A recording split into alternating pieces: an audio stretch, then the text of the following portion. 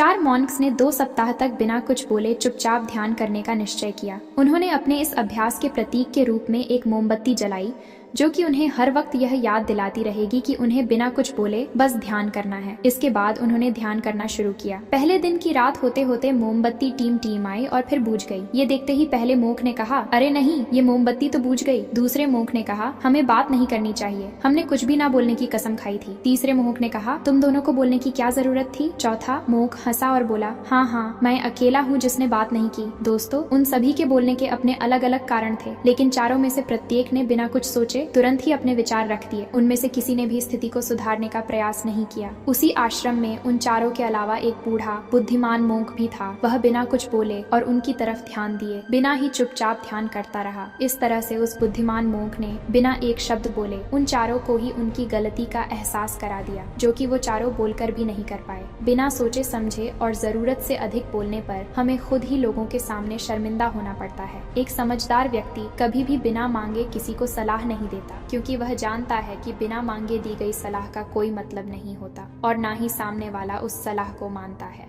लेकिन आजकल लोगों ने अपनी प्रॉब्लम बताई नहीं कि हम उन्हें सोल्यूशन देना शुरू कर देते हैं, जबकि 99% केसेस में जब लोग हमसे अपनी प्रॉब्लम शेयर कर रहे होते हैं तो वो हमसे कोई सोल्यूशन नहीं सुनना चाहते, बल्कि वो तो सिर्फ यह चाहते हैं कि हम उनकी बातों को ध्यान से सुन लें, और इससे उन्हें कुछ समय के लिए शांति महसूस होती है, क्योंकि हम उन्हें जो सलाह देंगे ये उन्हें भी पता है। हर इंसान को पता होता है कि क्या सही है और क्या गलत है। इसीलिए जब अगली बार हमसे कोई अपनी प्रॉब्लम शेयर करें तो हम बस उसकी बातों को ध्यान से सुनें, उसे सलाह देना ना शुरू कर दें जब तक कि उसने मांगी ना हो, क्योंकि सामने वाला इंसान बस हमसे इतना ही चाहता है कि हम उसकी बातों को ध्यान से सुने और समझें। ये बात तो आप लोगों ने भी सुनी होगी, हम जितना कम बोलते हैं उतने ही समझदार होते जाते हैं, और इसका उल्टा भी उतना ही सही है। जो जितना बुद्धिमान होगा वह उतना ही कम बोलेगा।